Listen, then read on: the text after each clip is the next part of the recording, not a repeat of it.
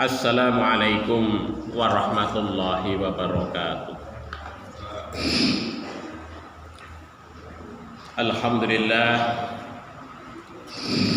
alhamdulillah wassalatu wassalamu ala Rasulillah wa ala alihi wa ashabihi wa mawalah. La haula wa la quwwata illa billah, amma ba'd.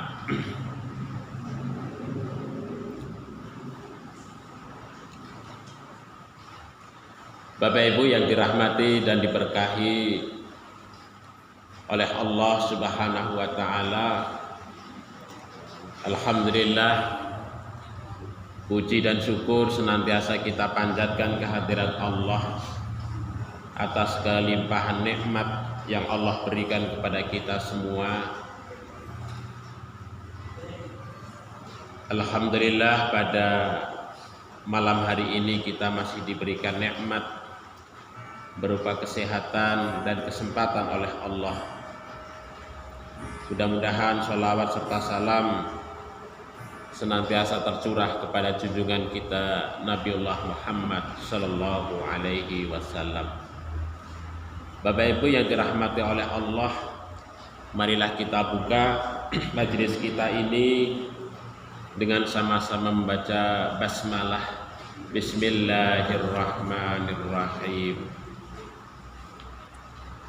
Bapak Ibu yang dirahmati oleh Allah Subhanahu wa taala, pada malam hari ini kita akan mengkaji tentang rangkaian bulan spiritual bagi seorang muslim.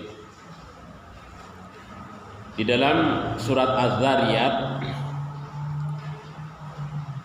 ayat 50, Allah Subhanahu wa taala menyatakan fafirru ilallah inni lakum minhu nadhirum mubin. Maka segeralah kalian kembali untuk mentaati Allah Subhanahu wa taala. Berlarilah, firru, fafirru, berlarilah, bersegeralah kalian itu kepada Allah untuk taubat dan taat. Ini sesungguhnya aku, tak kata Rasulullah, lakum minhu nadhirum mubin, merupakan pemberi peringatan kepada kalian semua. Bapak Ibu yang dirahmati oleh Allah Subhanahu wa taala, kita masih dalam suasana Idul Fitri, masih dalam suasana Syawal, dan kita juga masih dalam suasana duka ditinggal oleh sesepuh kita Ustadz Yusuf. Mudah-mudahan beliau kembali ke hadirat Allah Subhanahu wa taala dengan membawa amal yang soleh, diterima segala amal kebajikannya, ditempatkan di tempat yang sangat mulia. Bapak Ibu yang dirahmati oleh Allah Subhanahu wa taala, jadi dalam setiap momen ataupun waktu itu menjadi sangat penting bagi kita semua sebagai orang-orang yang beriman. Waktu itu juga menjadi penanda bagi kita, bagi kehidupan kita. Ada waktu-waktu yang penting, ada waktu-waktu sebagai suatu peringatan kepada kita semua yang diberikan oleh Allah Subhanahu wa taala. Nah, disinilah pentingnya kita sebagai seorang mukmin untuk fafirru ilallah, ya, untuk berlari kepada Allah. Lari itu kan terkait dengan ruang dan waktu, jarak, ya, kecepatan dan juga daya lari. Oleh sebab itulah maka di sini penting bagi kita untuk kemudian memahami tentang hakikat waktu itu, sehingga kita benar di dalam kita berlari kepada Allah Subhanahu wa taala itu. Nah, kita sebulan yang lalu Ya, 1 bulan yang lalu di bulan Ramadan kita banyak melakukan aktivitas ibadah yang kalau kita lihat, kita ulang, kita murojaah kembali dari apa yang kita lakukan di bulan Ramadan itu, hakikatnya adalah merupakan satu bentuk upaya dari segala ritual ataupun ibadah yang kita lakukan itu untuk melakukan pertaubatan diri kepada Allah Subhanahu wa taala. Maka bulan Ramadan itu disebut dengan Ramadan karena Ramadan itu hakikatnya adalah pembakaran dosa, ya, pembakaran kesalahan dengan berbagai macam kegiatan amal ibadah dari siang malam. Kita melakukannya secara intens, dekat dengan Allah Subhanahu wa taala. Maka di bulan Ramadanlah karena dijanjikan oleh Allah Subhanahu wa taala sebagai bulan maghfirah, sebagai bulan ampunan atau pengampunan dosa ataupun kesalahan. Makanya setiap setiap orang muslim ataupun mukmin sangat bersukacita, ya, menyambut kedatangan bulan Ramadan, memasukinya dengan berbagai macam amalan itu dengan dengan sukaria ataupun sukacita. Nah, setelah bulan Ramadan, kita sebagai seorang muslim memasuki yang disebut dengan bulan Syawal. Setelah upaya penghapusan dosa dengan berbagai macam rangkaian kegiatan ibadah ataupun ritual di bulan Ramadan, tentu meningkatkan kualitas spiritualitas kita kepada Allah Subhanahu wa taala. Karena apa? Dengan dihapuskannya, dengan diampuni segala dosa kita oleh Allah, maka pada saat di bulan Syawal kita disebut oleh Allah Subhanahu wa taala yang disebut dengan Idul Fitri, kembali kepada fitrah. Maknanya kembali kepada fitrah itu adalah kembali kepada kesucian, kembali kepada asal penciptaan kita sebagai manusia. Kemudian yang ketiga adalah kita mendapat ataupun memperoleh jamuan, ya, buka dari Allah Subhanahu wa taala, kegembiraan jamuan berbuka dari Allah Subhanahu wa taala, karena kita berhasil di dalam bulan Ramadan itu untuk melakukan berbagai macam hal yang diperintahkan oleh Allah, sehingga kita layak untuk mendapatkan jamuan dari sisi Allah Subhanahu wa taala. Makanya bulan Syawal itu disebut sebagai peningkatan. Artinya secara spiritualitas, secara rohani meningkat, ya. Jadi meningkat rohani kita di hadapan Allah Subhanahu wa taala. Karena kita dalam kondisi yang fitrah itu, kondisi yang bersih dan seterusnya. Maka semangat fitrah inilah yang kemudian terus kita bawa dalam kehidupan sehari-hari itu sampai kemudian di bulan-bulan lain selain di bulan Ramadan, selain dari di bulan Syawal itu. Imam Hasan Basri itu pernah mengungkapkan satu ungkapan, kullu yaumin la yu'sallahu fihi fahuwa 'id. Setiap hari ketika tidak ada maksiat kepada Allah Subhanahu wa taala di dalamnya, maka itu disebut dengan hari Id, ya, hari kembali, hari beridul fitri.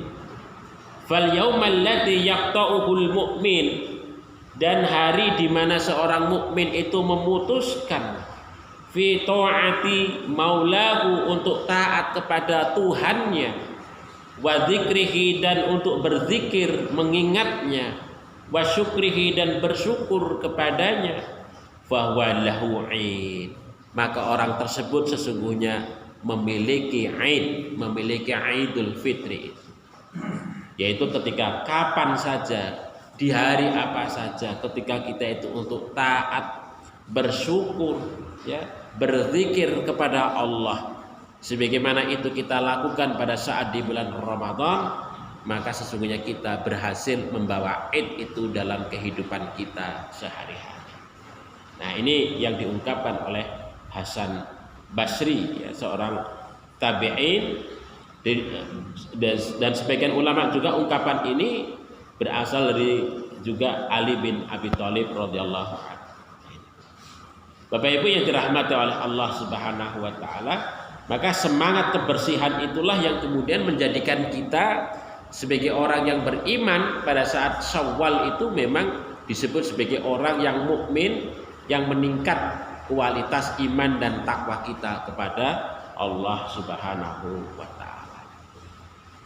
Kemudian setelah Syawal adalah kita memasuki bulan Dzulqa'dah. Dzulqa'dah dari kata dzu dan al-qa'dah. Dzu maksudnya adalah memiliki, al-qa'dah itu kedudukan atau tempat kedudukan. Yang artinya bahwa Dzulqa'dah itu adalah orang-orang yang memiliki kedudukan. Nah, memang kalau kita lihat secara historis, secara sejarah, bahwa orang-orang Arab dahulu pada bulan Dzulqa'dah itu mereka itu tidak bepergian kemanapun. Mereka menikmati duduk-duduk di rumah. Karena apa? Karena memberikan penghormatan pada bulan Dzulqa'dah itu. Karena untuk persiapan ibadah haji. Nah itu. Nah, pendapat yang lain disebut dengan Dzulqa'dah karena pada saat bulan Dzulqa'dah itu orang-orang Arab itu berhenti memanggul senjata, tidak berperang. Harinya, bulannya adalah bulan perjanjian, tidak boleh melakukan peperangan. Sehingga kemudian orang-orang Arab itu berhenti, nyantai, duduk-duduk di rumah, ya, untuk tidak bepergian. Itu kalau secara historik begitu, Bapak Ibu. Tetapi secara spiritual sesungguhnya bahwa bulan Dzulqa'dah itu merupakan rangkaian daripada Ramadan Syawal. Yang Syawal itu adalah merupakan peningkatan diri seorang muslim secara spiritual ataupun rohaniyah. Maka kemudian ketika seseorang itu derajat iman dan takwanya itu meningkat di sisi Allah, maka kemudian seseorang itu tentu memiliki kedudukan yang mulia di sisi Allah Subhanahu wa taala. Orang yang memiliki kedudukan yang mulia di sisi Allah inilah yang disebut dengan Dzulqa'dah. Nah, begitu. Dzulqa'dah memiliki kedudukan. Nah, itu. Makanya kedudukan dalam kaitannya dengan iman dan takwa inilah penting untuk kemudian terus dibina, dibangun. Karena apa? Fondasi ataupun kedudukan ini menjadi bagian yang sangat fundamental bagi kehidupan kita sebagai seorang muslim. Sebagaimana juga halnya Nabiullah Ibrahim alaihi salam. Ya, Nabiullah Ibrahim alaihi salam dan putranya Ismail itu digambarkan dalam surat Al-Baqarah, wa id yarfa'u Ibrahimul qawaida minal bait wa Ismailu. Dan ingatlah ketika Nabiullah Ibrahim alaihissalam dan putranya Ismail meninggikan al-qawaid, dudukan, fondasi minal baiti dari rumah itu. Jadi kalau kita lihat dari sisi bangunan spiritual ataupun ritual seorang muslim, bahwa bangunan itu supaya tidak hanyut, tidak tenggelam, maka ditinggikan fondasinya sehingga tetap kokoh berdiri, ya, sampai berpuluh tahun, ratusan tahun, bahkan ribuan tahun. Demikian juga fondasi iman dan takwa kita kepada Allah itu juga perlu kita bangun, kita tinggikan. Supaya apa? Supaya ketika kita menerima berbagai macam cobaan, berbagai macam tantangan, berbagai macam hal yang mungkin menghampiri dan juga dihadapkan kepada kita semua, maka iman kita dan takwa kita tetap kokoh, ya, di dalam menghadapinya dan kita tidak goyah terhadapnya. Inilah semangat yang diberikan contoh oleh Nabiullah Ibrahim alaihissalam dan juga Nabiullah Ismail alaihissalam di dalam mendirikan fondasi rumah bait, mendirikan fondasi rumah itu. Ya, dalam konteks spiritual maksudnya adalah fondasi tauhid yang kokoh di dalam hati kita masing-masing. Maka simbol daripada Ibrahim itu yang dikenal sebagai bapak tauhid, ya, bapak tauhid, Abul Anbiya, bapaknya para nabi, tapi juga dikenal adalah nabi yang sangat disiplin mewariskan dan membangun tauhid itu kepada anak cucunya. Dan inilah Nabiullah Ibrahim alaihissalam.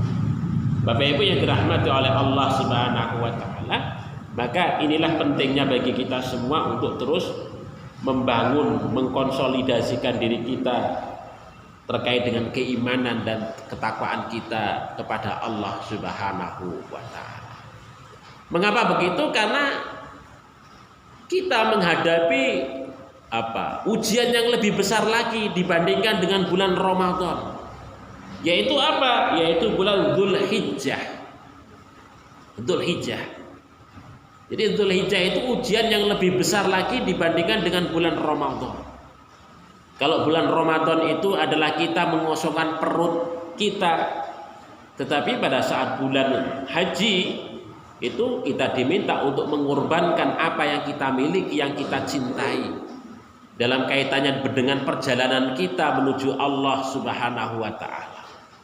Jadi itu pengorbanan yang lebih besar lagi. Maka disinilah pentingnya konsolidasi Dzulqa'dah itu tadi, fondasi iman dan takwa kita kepada Allah, karena kita akan menghadapi perjalanan yang panjang. Makanya kemudian haji yang ditempatkan di bulan Dzulhijjah itu di bulan yang ke-12. Maksudnya bulan yang terakhir di bulan Komariah itu, karena itu adalah merupakan puncak dari spiritualitas ataupun ritualitas seorang mukmin atau muslim. Dalam konteks kehidupan kita sebagai seorang muslim, itu adalah merupakan puncak perjalanan yang harus dilalui oleh kita semua sebagai orang-orang yang beriman. Maka simbol daripada haji itu adalah dinamis, berjalan, berlari, ya, berjalan dan berlari, itu haji. Gak ada kok kemudian Bapak Ibu sekalian haji kok diam, ya diam cuman wukuf saja. Tetapi dalam kaitannya dengan tawaf, sa'i, itu adalah berjalan dan lari, yang menyimbolkan bahwa kita semua itu adalah lari menuju Allah Subhanahu wa taala. Itu tantangan yang sangat besar sekali bagi kita semua. Maka kemudian kalau kita baca dalam surat Ali Imran ayat 97 itu kan Allah menegaskan kepada kita, walillahi 'alan nas hajjul baiti man istata'a ilaihi sabila. Walillah itu adalah hak Allah, milik Allah. 'Alan nas, apa itu? Kewajiban bagi manusia yang berupa hajjul baiti, yaitu perjalanan menuju ke arah baitnya Allah Subhanahu wa taala. Siapa itu? Manistata'a, yaitu orang-orang yang mampu, ilaihi, yaitu menuju ke baitnya Allah itu, sabila, dalam perjalanannya. Maksudnya dalam perjalanan ini disimbolkan dengan kemampuan finansial, kemampuan harta, di samping itu juga kemampuan kesehatan, kemampuan fisik yang optimal. Baru orang itu mampu untuk melakukan perjalanan secara baik. Bapak Ibu yang dirahmati oleh Allah Subhanahu wa taala. Nah, itu kalau kita tarik dalam konteks spiritualitas, ya. Maka sesungguhnya perjalanan yang sesungguhnya itu adalah perjalanan setelah kematian. Kalau haji itu adalah puncak spiritualitas kita atau ritualitas kita pada saat hidup di dunia. Tetapi itu sesungguhnya akhir atau puncak dari ritual yang kita jalankan di hadapan Allah. Tetapi sesungguhnya puncak dari perjalanan kita itu adalah ketika kita sudah meninggal dunia itu awal perjalanan kita yang sangat jauh sekali menuju Allah Subhanahu wa taala. Maka kemudian Bapak Ibu sekalian, perjalanan itu disimbolkan dengan barzakh, kiamat, kebangkitan, penimbangan amal, yang terakhir kemudian menuju surga ataukah neraka. Nah ini. Yang pertama, perjalanan pertama ketika kita sudah meninggal dunia adalah kita masuk kepada etapa yang disebut dengan alam barzakh. Alam barzakh. Ini tentu alam yang lebih lama yang dihuni oleh kita semua dari hidup di alam dunia ini. Jadi alam yang lebih lama. Alam barzakh, alam penantian. Nah disinilah manusia sudah menikmati apa yang dihasilkan dari amal, dari ibadah yang ia jalani semasa hidup di dunia itu. Maka kemudian orang-orang yang beriman, orang-orang siapa saja akan memperoleh fitnah yang disebut dengan fitnatul qabri, fitnah kubur, yang berupa pertanyaan dari para malaikat yang bertanya kepada kita. Yang ketika kita berhasil menjawab pertanyaan itu, menjawab interogasi malaikat pada saat di alam kubur, itulah kemudian kita menikmati sebagian dari amal yang kita dapatkan atau kita lakukan pada saat hidup di dunia itu tadi. Maka kemudian ada ungkapan Nabi Shallallahu Alaihi Wasallam, al-qabru awwalu manazilil akhirah. Kubur itu atau alam barzakh itu adalah merupakan tempat yang pertama akhir. Jadi kubur atau barzakh merupakan itu akhirat yang pertama sebelum akhirat yang hakiki. Maksudnya akhirat yang pertama itu apa? Karena pada saat di alam barzakh, di alam kubur itu manusia sudah bisa menikmati hasil dari kehidupan dunianya. Kalau baik, dia memperoleh kebaikan. Sebaliknya kalau buruk, maka keburukan itu juga akan dia peroleh pada saat di alam barzakh atau di alam kubur. Makanya dalam hadis ini diungkapkan fa in naja minhu, barang siapa yang berhasil pada saat di alam kubur itu, maka fama ba'dahu aisaru minhu, maka setelah alam kubur itu maka baginya itu lebih mudah, lebih ringan. Jadi kalau pada saat di alam kubur seseorang itu mendapatkan fitnah kubur, kemudian dia itu berhasil dari fitnah kubur itu, maka kehidupan setelahnya itu aisar minhu, maka dia akan memperoleh kehidupan yang lebih mudah dari itu. Wa illam yanju minhu, tapi sebaliknya bagi seseorang yang tidak berhasil menghadapi fitnah kubur, fama ba'dahu asyaddu, maka setelahnya, maksudnya kehidupan setelahnya itu tentu akan lebih susah dan lebih sulit baginya. Bapak Ibu yang dirahmati oleh Allah Subhanahu wa taala, ini perjalanan yang pertama yang mana manusia itu mengandalkan bekalnya. Bekal yang pada saat dikumpulkan pada saat hidup di dunia itu. Makanya Allah Subhanahu wa taala menyatakan fatazawwadu, berbekalah kalian itu fa inna khairaz zadi taqwa, maka sebaik-baik bekal itu adalah bekal ketakwaan di sisi Allah Subhanahu wa taala. Ini bekal kita. Nah, begitu. Yang akan menjadi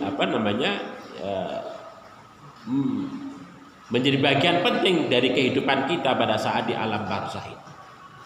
Kemudian setelah itu kita masuk ke etapa berikutnya, yaitu kiamat, yaitu kehancuran alam semesta pada saat tiupan sangkakala yang pertama. Ketika dunia ini berakhir, semua kehidupan itu dimatikan oleh Allah Subhanahu wa taala. Segala sesuatu yang ada di langit dan di bumi dihancurkan oleh Allah Subhanahu wa taala. Hancur semua. Ya. Ini tiupan sangkakala yang pertama. Nah, kemudian setelah itu Bapak Ibu sekalian adalah hari kebangkitan setelah dunia atau alam semesta dan segala isinya itu hancur, masuk kepada hari kebangkitan, Yaumul Ba'ats. Nah, ini masuk kepada etape Yaumul Ba'ats, hari kebangkitan, yaitu pada saat sangkakala kedua ditiupkan oleh para malaikat. Nah, pada saat inilah yang kemudian manusia yang pertama sampai manusia yang terakhir dibangkitkan di satu padang yang sangat luas. Semua berdiri, dan berdirinya itu sesuai dengan amal yang mereka miliki. Ada yang berdiri dengan kakinya, ada yang berdiri dengan kepalanya, ada yang berdiri dengan kakinya, tetapi kemudian kepanasan, keringat bercucuran sampai kemudian setinggi dadanya, ada yang setinggi kakinya, dan lain sebagainya. Jadi dibangkitkan menurut amal masing-masing. Demikian juga rupa yang dimiliki oleh manusia tentu berbeda-beda antara satu dengan yang lain, juga menurut rupa amal yang mereka lakukan pada saat hidup di dunia itu. Tentu bagi orang-orang yang beriman dibangkitkan dengan cerah, dengan kegembiraan, dengan senang hati. Ya, itu bagi orang-orang yang beriman. Nah, ini pada saat dibangkitkan di Yaumul Qiyamah itu di sebuah padang yang sangat luas itu tadi. Jadi semua manusia dari awal sampai akhir semuanya disatukan oleh Allah Subhanahu wa taala. Nah, pada saat inilah yang kemudian manusia itu menyaksikan segala amal yang mereka perbuat, yang mereka lakukan itu. Semuanya begitu. Menjadi saksi. Semua anggota tubuhnya menjadi saksi terhadap apa yang mereka lakukan pada saat hidup di dunia ini. Ini pada saat kebangkitan. Kemudian yang selanjutnya adalah hari penimbangan amal. Amal yang kita lakukan baik berupa dosa ataupun kebaikan ditimbang oleh Allah Subhanahu wa taala. Dihitung oleh Allah Subhanahu wa taala. Ini yang disebut dengan Yaumul Mizan, Yaumul Hisab, hari perhitungan, hari penimbangan amal bagi kita semua. Nah, ini sangat menakutkan. Ya, bagi orang-orang yang tidak beriman tentu sangat menakutkan. Tetapi bagi orang-orang yang beriman, yakin, husnudzon kepada Allah Subhanahu wa taala, maka orang-orang yang beriman itu mendapatkan kebaikan di sisi Allah Subhanahu wa taala.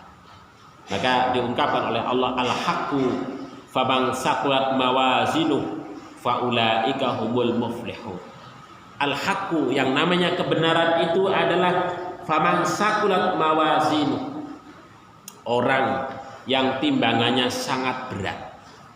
Faulaika humul muflihun, maka mereka itulah orang-orang yang beruntung, ya, mendapatkan kemuliaan, kesenangan. Orang-orang yang beriman senang dengan amal yang mereka miliki karena timbangannya itu menunjukkan berat amal kebaikan. Tetapi sebaliknya bagi orang-orang yang tidak beriman, faman khafat mawazinuh, maka ketika timbangannya itu ringan sama sekali, faulaikal ladzina khasiru anfusahum, maka mereka itulah orang-orang yang khasiru anfusahum, yaitu orang-orang yang merugikan dirinya sendiri, bima kanu bi ayatina yaghlibun. Karena apa? Karena disebabkan mereka itu kepada ayat-ayat Allah Subhanahu wa taala mereka itu tidak percaya. Mereka berlaku zalim kepada ayat-ayat Allah Subhanahu wa taala. Allah Subhanahu wa taala sudah memberikan petunjuk, tetapi petunjuk Allah Subhanahu wa taala itu tidak dijadikan sebagai sebuah petunjuk, tetapi mereka berpaling dari petunjuk Allah Subhanahu wa taala, memilih jalan lain ya dari jalan Allah Subhanahu wa taala yang benar. Bapak Ibu yang dirahmati oleh Allah Subhanahu wa taala. Nah, kemudian yang terakhir, yang kelima adalah menuju surga ataupun neraka. Orang-orang yang beriman tentu dengan sangat mudah ketika digiring menuju surganya Allah Subhanahu wa taala, mereka riang gembira. Karena masing-masing mereka memiliki kendaraan dari apa? Dari amal yang mereka korbankan, dari amal yang mereka lakukan pada saat hidup di dunia itu. Maka mereka senang ya ketika berjalan menuju syirat begitu ya. Wa in minkum illa wariduha. Tidak ada seorang pun di antaramu yang tidak melewatinya. Maksudnya semuanya itu lewat syirat. Ya. Syiratnya Allah Subhanahu wa taala. Kana 'ala rabbika hatman maqdiyah. Hal itu bagi Tuhanmu adalah ketentuan yang sudah ditetapkan. Sumanun jilladzina taqau, dan selanjutnya kami akan menyelamatkan orang-orang yang bertakwa. Allah menyelamatkan, memberikan pertolongan kepada orang-orang yang bertakwa, orang-orang yang beriman. Inilah yang disebut dengan syafaat. Syafaatul uzma. Allah Subhanahu wa taala memberikan ampunan yang menyeluruh kepada orang-orang yang beriman dan bertakwa kepada Allah, memberikan pertolongan kepada Allah, kepada orang-orang yang beriman dan bertakwa kepadanya. Sumanun lilladzina taqaw. Tetapi terhadap orang-orang yang zalim, Allah Subhanahu wa taala wa nadharu zalimin fiha jisiyah. Selanjutnya bahwa kami membiarkan orang-orang yang zalim di dalamnya, mereka itu masuk ke dalam neraka secara tersungkur, jatuh ke dalam nerakanya Allah Subhanahu wa taala. Bapak Ibu yang dirahmati oleh Allah Subhanahu wa taala, itulah perjalanan kita. Kalau pada saat hidup di dunia, Bapak Ibu sekalian, kita itu masih bisa untuk mengumpulkan segala kebaikan, menanam kebaikan, mengoleksi kebaikan.